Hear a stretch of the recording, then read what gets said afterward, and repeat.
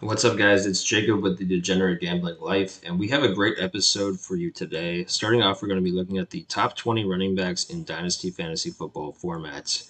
In Tier 1, I have Bijan Robinson by himself. He should get a lot more opportunities in the red zone this year, as that offense should be much improved with Kirk Cousins under center. Robinson is still only 22 years old, and I think the Falcons will ask him to carry more of the workload this season. He's also an asset in the passing game as well, which increases his value even more in PPR leagues. I think Bijan could elevate to running back one overall this season. In tier two, I have Brees Hall and Jameer Gibbs. And these guys are really 2A and 2B to me. Both of them are electric with the football in their hands. Both are huge assets in the passing game as well as guys who can score touchdowns at the goal line. Both are 22 years old, so you have a long runway with them to be valuable for your dynasty teams. And I kind of go back and forth with them, but I give the slight edge to Brees Hall at 2. In tier 3, I have Jonathan Taylor and CMC. Obviously, if you look at CMC's ADP, the public disagrees with me on this take, but I have Taylor at 4 because he's got a longer runway of fantasy production ahead of him. CMC is going to be 28 years old, and we know running backs typically start to see their production decline around this time. With McCaffrey, obviously, even with a modest production decline, he'll still be an elite running back. But how many years of elite production can we still expect out of him? If you're competing, absolutely go trade for him. But from a startup perspective, I have him at number 5 and probably won't get many opportunities to draft him. In tier 4, I have Kyron Williams, Saquon Barkley, and Travis Etienne. With Williams, I have him at 6th because I think this is going to be similar to Kenneth Walker last season, where people overreact because they brought a running back in the draft, but he still ends up having a great year. Like last year, Charbonnet had second round draft capital, and this year with Corum, he only has third round capital. So let's pump the brakes a little bit. Kyron is still only 23. He's an elite back, and he still has a good runway of time ahead of him in a super productive offense. With Barkley, I know, he's getting up there in age, but he still probably has a couple of years of great production ahead of him. I love the move to the Eagles offense. I think he's going to have the best year of his career by far. He finally has an O line. Defenses can't just key in on him because they have other great players around him. I think Barkley could see his value rise because of that. And even if you're not contending this year, you're still going to be able to move him for a first round plus. And then at 8, I have ETN. I know I'm probably in the minority on this, but I'm not completely sold on ETN. He saw a huge efficiency drop last season with less than a 4 yard per carry average. And it's entirely possible he could see a modest production decline this season. And from a dynasty perspective, I think there's a lot of better values than ETN later in the draft. In tier 5, I have Devin A Chain and Kenneth Walker. At 9, I'm going with A Chain. Obviously, and this is a huge if he can stay healthy, he can be the most explosive back in the league. We saw an absurd 7.8 yards per carry last year from A Chain. So, with him, the best case scenario is obviously that he could be the top back in the league. But I think a more realistic scenario is that the Dolphins are going to have him on a pitch count, 10 to 15 touches a game at most, where they keep him healthy throughout the year. I mean, they just brought right in the draft, so I think it's kind of looking like it's going to be that way. Keep A-Chain healthy, keep him productive for the playoff time. But I still think because of that, he's going to be solid value at running back 9, and he could end up being a steal. At 10, we have Kenneth Walker. With Walker, you do get one of the most exciting young running backs in the league. But, he's one of those backs that he always has that second guy lingering behind him in Charbonnet, and for that reason, I can't have him any higher. In tier 6, I have Isaiah Pacheco, James Cook, and Rashad White. With Pacheco, you get one of the toughest backs in the league. He's obviously the bell cow for one of the best offenses in the Kansas City Chiefs. And he gives you that receiving production as well, and he's still young at 25 years old, so definitely like him long term. At number 12 overall, I have James Cook. You're getting another very good running back who I believe can be even better in 2024 than he was in 2023. Like Pacheco, he's an efficient running back who gives you production in the passing game, and I love the value here. And at 13, we have one of those polarizing guys in Rashad White. You get a guy that I like a lot. A lot of people really don't like him. He's not the most efficient back, never been over 4 yards per carry. And obviously, they did bring in some competition with Bucky Irving. But with White, you get so much value in PPR formats because of his receiving ability. And that's what I like about him a lot. He's still in a familiar Bucks offense with the same quarterback and the same receivers around him. So I like the Bucks offense to take a step forward this season, and I like Rashad White to do so as well. In tier 7, we have Josh Jacobs, Jonathan Brooks, and DeAndre Swift. At 14, I'm lower on Jacobs than most. Obviously, he's in a great situation in Green Bay, but he's coming off a dismal season from an efficiency standpoint. He only averaged 3.5 yards per carry in 2023, and there is a sneaky amount of competition in the Packers' backfield. At 15 with Jonathan Brooks, I love the landing spot in Carolina. He's going to get a lot of work in the long run in this backfield. And if you like to take a more patient approach with your team building, I think this is a great building block player to invest in your startup drafts. At 16, with we go with DeAndre Swift. I really like the value here in Chicago. He could put up some great stats in the receiving game that will make him a flexible player every week in fantasy. But there is a lot of competition in this backfield, so I think that is going to keep him from being an elite player this season. And then finally, moving on to tier 8, we have Zamir White, Ramondre Stevenson, Trey Benson, and Derrick Henry. At 17 with White, I view him as one of the most underrated players in all of fantasy. He has the looks to be a three down workload guy in Las Vegas. He was very good at the end of last season, and he has the opportunity to establish himself with the Raiders for the next 4 to 5 years. At 18 with Ramondre Stevenson, he's still young and could be in for a bounce back year on a Patriots team that should improve offensively. But due to the coaching change, you just never know if they view him as their guy, so I would be a little cautious. At 19 with Trey Benson, I like him a lot in the long run. He has great measurables at the combine and great tape at Florida State. It might be a year or two for him to completely supplant Connor, but he's going to be great in the long run. I definitely would invest in him in startups. And at 20, we still have King Henry. I love him this year if you're competing. Obviously, if you're not competing, if you're rebuilding, you need to trade him, but I still think he cracks the top 20 in startup drafts. On this week's great debate, Jordan and I are going to be debating whether we would take Ceedee Lamb or Tyreek Hill first in redraft leagues. For me, I'm taking Ceedee Lamb over Tyreek Hill. I love them both. I had a lot of Tyreek Hill last year in my leagues, and he was a great player. But Ceedee Lamb is the younger player. He's coming off the wide receiver one overall season. I think the sky is the limit for him. He has great chemistry with Dak in Dallas, and Dak is in a contract year, so he's going to have to try to put up big numbers. He's going to want to rely on a guy like Ceedee Lamb. Definitely expecting a big year from Lamb this year. I think he's the safer option early in the draft, and I think that he could be wide receiver one overall again. Yeah, I get it, Jacob. CD this, CD that. Why don't you CD? You know, I'm not going to be childish. Let's jump into it.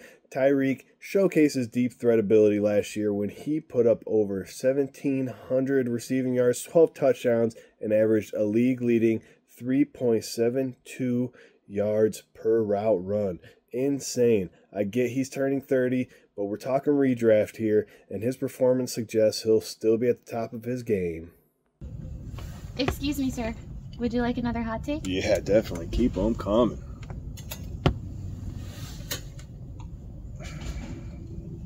All right, let me go ahead and jump into my first hot take. First up, I was wrong about the Dallas Mavs.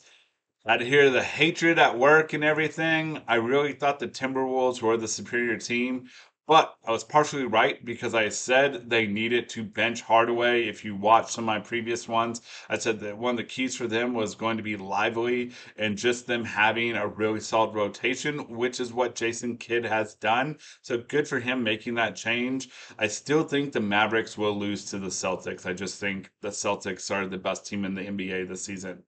Next, another thing I was wrong about the Yankees. They might be the best team in the AL after all. And I'm a Yankees fan. Look at the stuff behind me. All right. I went St. John's in New York. Um, but the thing with the Yankees that still scares me very much is they have no depth. They're very thin. Anyone gets hurt, and that team will fall apart pretty quickly. So hopefully health holds up. Finally, I'm starting to believe Bronny's going to go in the first round.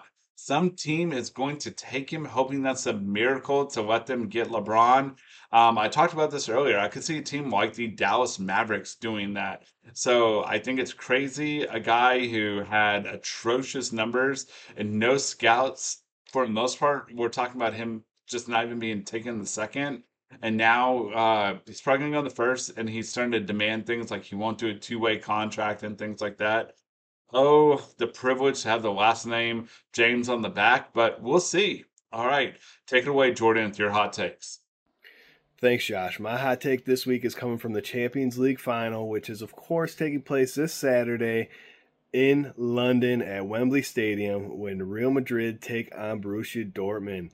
And I know Dortmund has been playing very well, but I'm going with Real Madrid. They are the heavy favorites.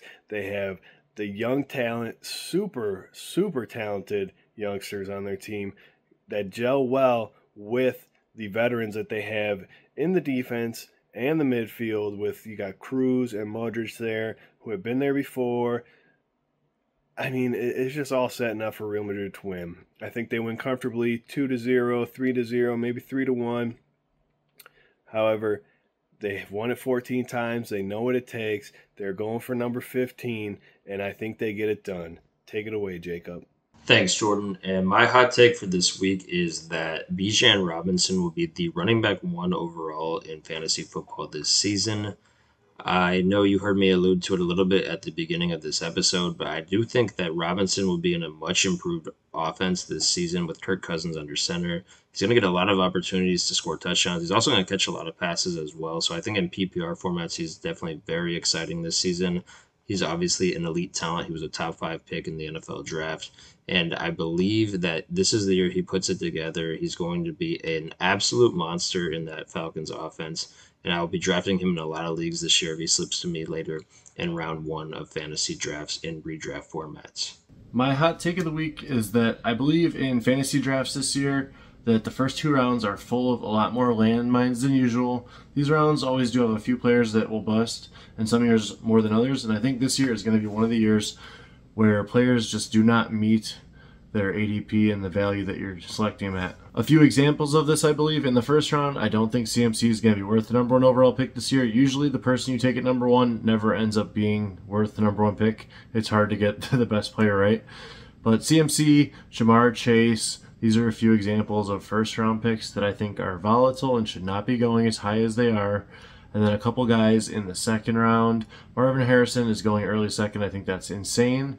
Yes, could he have a season where he is being drafted there next year? Yes, but he should be drafted in the 3rd or 4th round. I also think Deebo Samuel and Devon A. Chain and Kyron Williams are landmines in round 2 that you're going to want to dodge this year. So be careful. Don't just follow ADP that closely this year. Really focus on the players you think are set up to be good this year.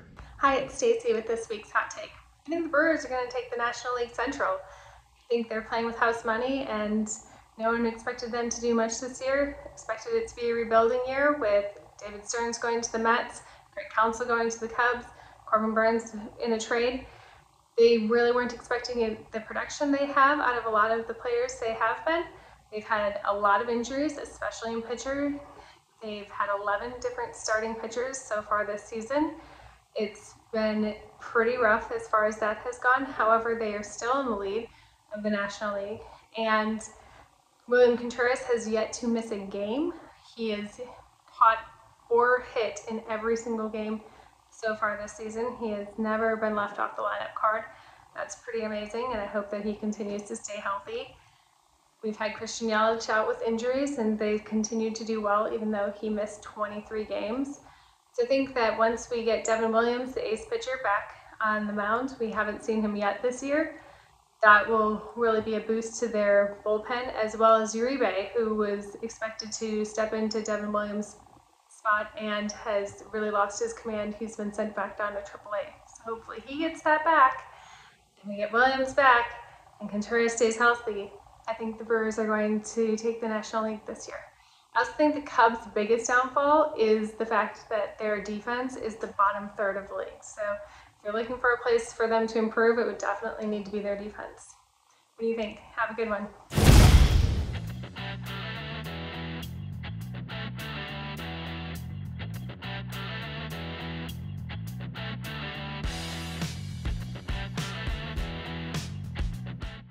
This is a poker hand I played at Shuffle 512 in a private game. The stakes were 1-2 with a $5 bring in, and in this hand the straddle was on, so we were playing 1-2-10. In this hand I opened at 35 from the cutoff with ace-8 of hearts and only the straddle called. The flop came 4-4-6 with 2 hearts, so we flopped the nut flush draw. The straddle checked to me and told me to be careful before I bet. I chose to bet $40 anyway, as this is usually a sign of weakness, but maybe he does have a strong hand in this case, so we're not going to change our strategy. We're just going to bet here like we normally would, and he makes the call. The turn comes gin for us. It comes the deuce of hearts. He checks to me here, and I bet 125. Now he jams for about 400 total, and in this spot, I think I have no choice but to call. If he's got a boat, he's got a boat. So I make the call, and he turns over 5-3 for the turn straight, and we get really lucky here. We have him drawing dead on the turn and end up scooping this nice pot. This was another hand from Shuffle 512 in a different session. In this hand, the +1 opened at $10. Two players called in front of me, and I called on the button with 8-7 offsuit, and both blinds called as well. The flop came 10-9-3 rainbow. The +1 now bets for $15. The MP calls, the low jack calls, and here I could go either way, but I choose to call since I'm getting direct odds to make my straight, and both the blinds fold. The turn comes the ace of diamonds, and now it checks to me. Here I decide to start turning my hand into a bluff that will bluff across two streets, and we do also have the possibility of getting there on the river. So I bet $60, and luckily for us, everyone just folds, and we end up scooping the pot without resistance. Okay, got a few poker hands from Texas Card House Social. We're playing 1-2, and I'm in the big blind, and I look down at King Deuce of Spades. I check, so does the big blind, so we go 6 ways to a flop. The flop comes the Queen of Spades, the Jack of Spades, the 5 of Spades. I love it. I lead for $23, trying to clear out some people, and the big blind and middle position calls. Now the cutoff raises to 100.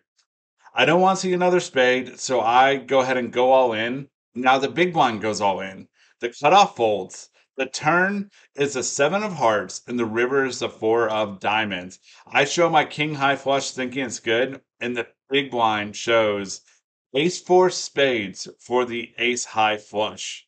What could I have done different there, guys? You think maybe I just flat the 100? What would you guys do? Let me know in the comments. All right, here we go with another hand of 1-2 at TCH Social. Just so you know, we're pretty deep in this hand. I'm in the hijack, and I look down at Jack down of hearts, and I raise to $16.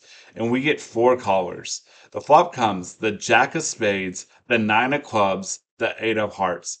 Middle position now bets 45. It folds to me, and I raise to 177. At this point, I have roughly, let's call it $1,000 behind. And then the middle position player goes all in for about $800. I tanked for quite a while, and I finally find the fold, and he goes, what'd you have, like 2 pair? And I said, yeah. And he shows that he had Queen Jack of clubs for just top pair and a gut shot. Would you guys have made the call there? Was that wrong? What do you guys think with the way that hand played out? Let me know in the comments.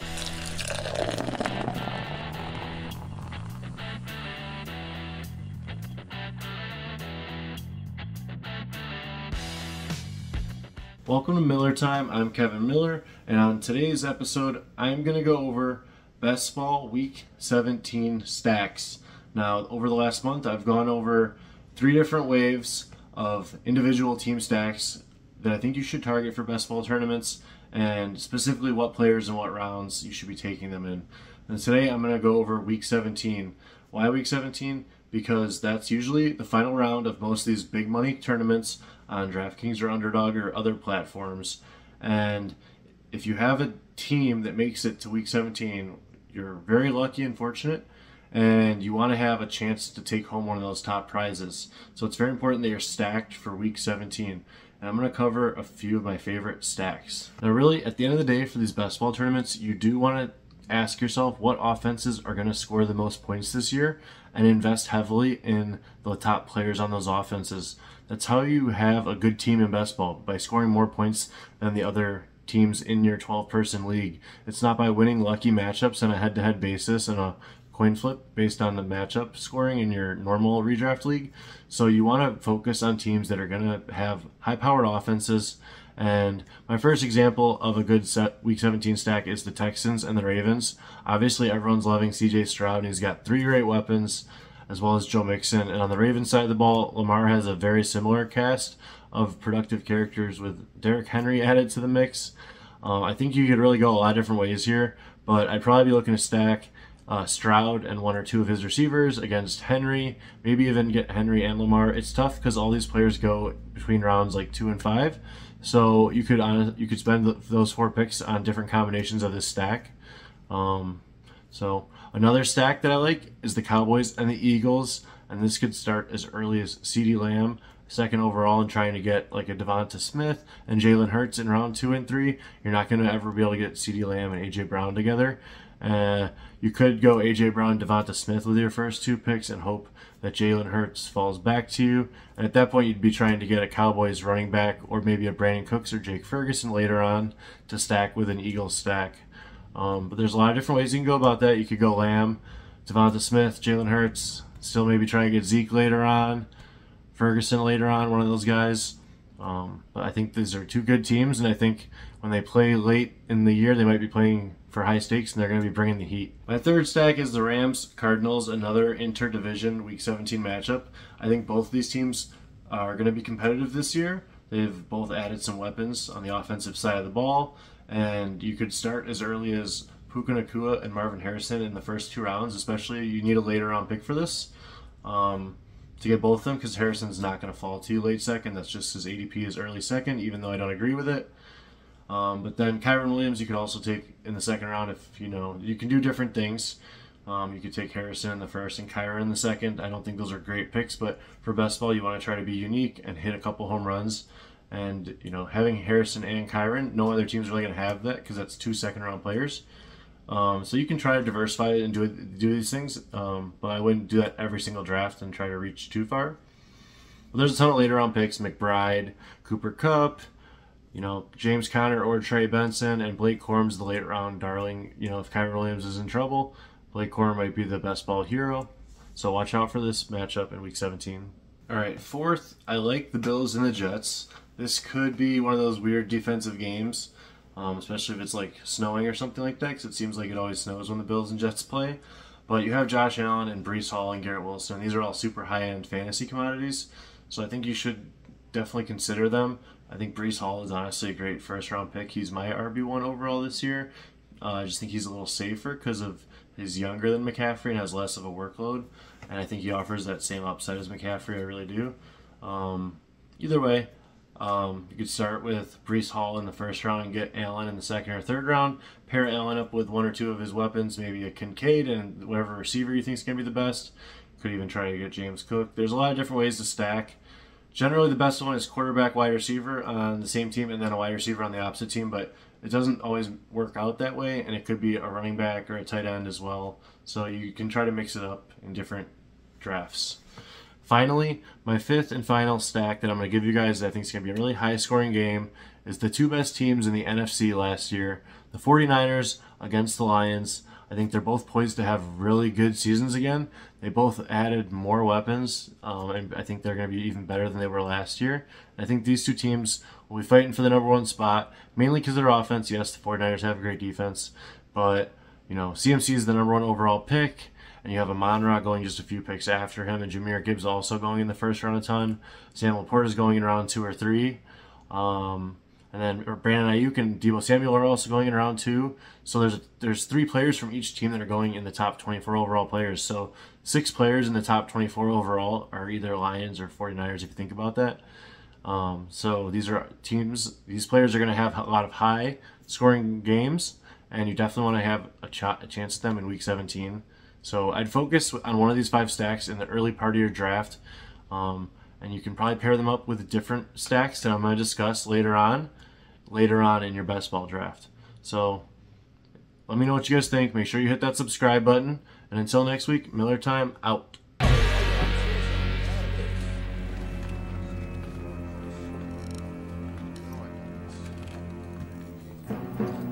Soccer hooligans.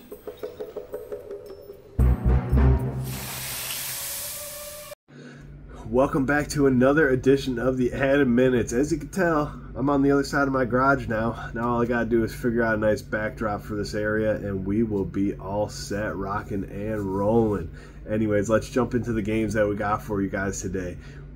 We had the FA Cup final over the weekend, which saw both Manchester clubs facing off United hoping to get a trophy this year, and City were hoping to do the domestic double, which is winning the FA Cup and the league. Obviously, they already wrapped up the league, but it wasn't to be for City. I mean, United came out the better side. They capitalized on the not early mistake, but the first half mistake between Man City's defender, Gavridol, and the goalie Ortega when Gavridol accidentally headed it over him, and Garnacho pounced on that mistake, made it 1-0.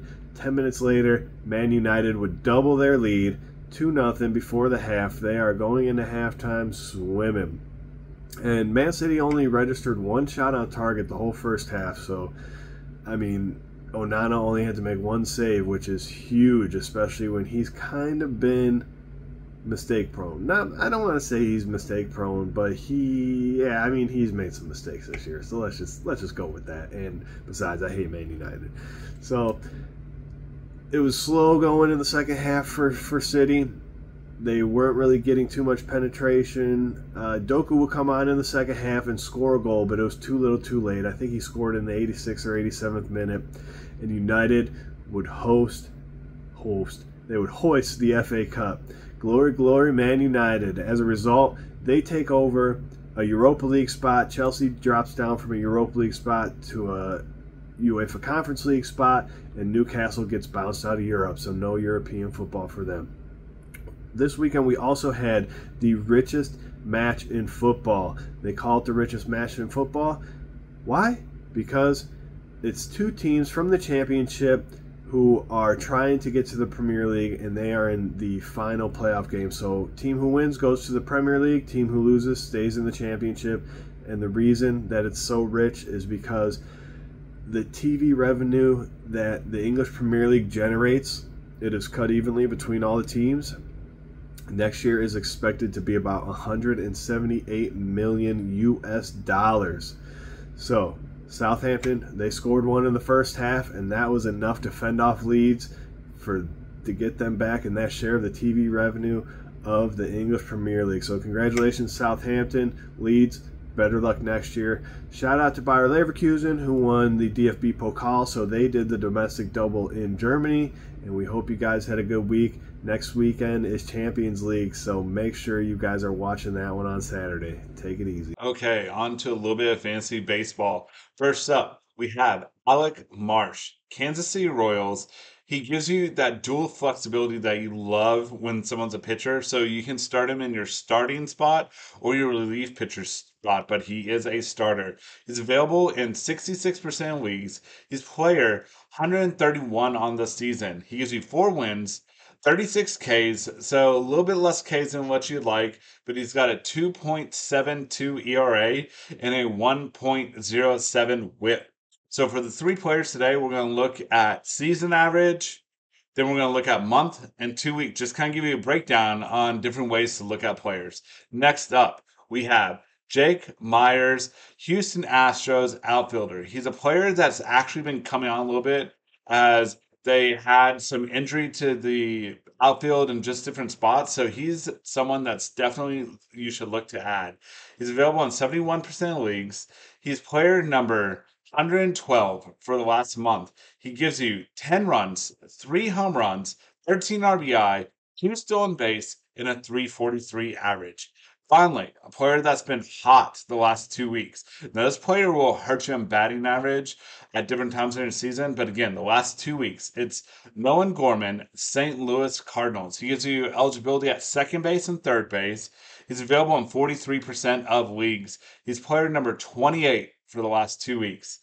He's given you 10 runs during that time, 3 home runs, 7 RBIs, 2 stolen bases, and a 345 batting average. So those are a couple of players for you to go out there and pick up. All right, if you watched to the end, we appreciate it so very much. Thank you. If you haven't yet, please hit that like and subscribe button. Leave a comment, especially if there's some things that you would like for us to talk about.